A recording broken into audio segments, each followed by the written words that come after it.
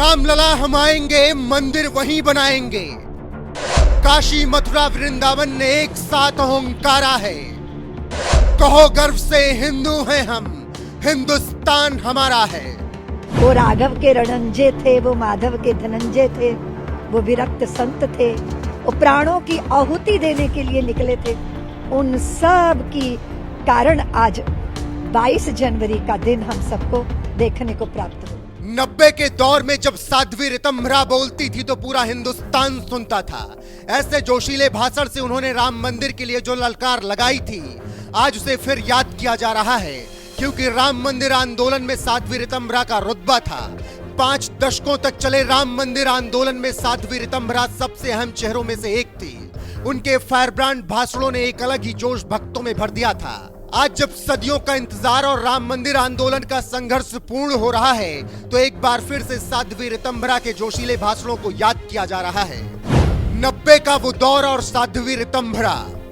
90 के दशक में राम मंदिर आंदोलन चरम पर था। आडवाणी की अगुवाई में रथ यात्रा ने राम भक्तों में जोश भर दिया था। इसी आंदोलन में साध्वी ऋतंभरा राम मंदिर, राष्ट्रीयता और हिंदुत्व के समर्थन में तर्क रखती थी। साध्वी अपने तेवर अंदाज में ही बोलती थी। कांग्रेस और जनता दल के खिलाफ उनकी मुखर आवाज ने बीजेपी को खूब फायदा पहुंचाया। ऋतंभरा की जादुई आवाज से विरोधी कांप जाते थे। वो पूरे देश में एक अलग पहचान बनाने में कामयाब हो चुकी थी। लेकिन इसी के साथ उनकी मुश्किलें भी बढ़ती गई और जब उन्होंने इंदौर में धर्म परिवर्तन पर बयान दिया, तो मध्य प्रदेश के तत्कालीन कांग्रेसी सीएम दिग्विजय सिंह के आदेश पर उन्हें गिरफ्तार कर लिया गया था। 11 दिन जेल में रहने के बाद जब वो बाहर आई, तब भी उनके तेवर में कोई कमी नहीं आई थी। कौन है साध्वी ऋतंभरा? उनका जन्म लुधियाना के दोराहा में हुआ। बचपन में उनका नाम निशा था, लेकिन महज 16 साल की उम्र में वो आध्यात्मिक हो गई। हरिद्वार के संत स्वामी परमानंद गिरी की शिष्या बन गई। फिर उन्हें नया नाम मिला, ऋतंभरा।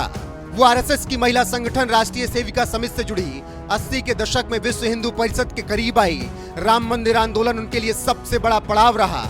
92 में बाबरी विध्वंस के बाद ऋतंभरा को बेले ब्रिहान आयोग ने 68 आरोपियों की लिस्ट में शामिल किया। इन सब के बावजूद भी साध्वी ऋतंभरा को राम के काम से कोई नहीं रोक पाया। आज भले ही वो पहली जैसी सक्रिय ना हो, नेपथ्य में हो, लेकिन भगवान श्री राम को लेकर वो हमेशा बात करती रही हैं। एक वक्त तो उन्होंने मोदी योगी से भी भगवान राम को लेकर सवाल करते हुए पूछ लिया था, राम रहेंगे टाट में, भक्त रहेंगे ठाट से। ऐसा नहीं होना चाहिए। नरेंद्र मोदी और योगी आदित्यनाथ की सरकार में मंदिर नहीं बनेगा तो फिर कब बनेगा? साध्वी ऋतंभरा ने जब ये सवाल किया तो उनमें दर्द था। रामलला को टेंट में देखकर उन्हें पीड़ा हो रही थी। हालांकि अब भव्य राम मंदिर बनकर तैयार है। 2019 में सुप्रीम आदेश के बाद अयोध्या में प्रभु श्री राम के मंदिर का निर्माण शुरू हुआ।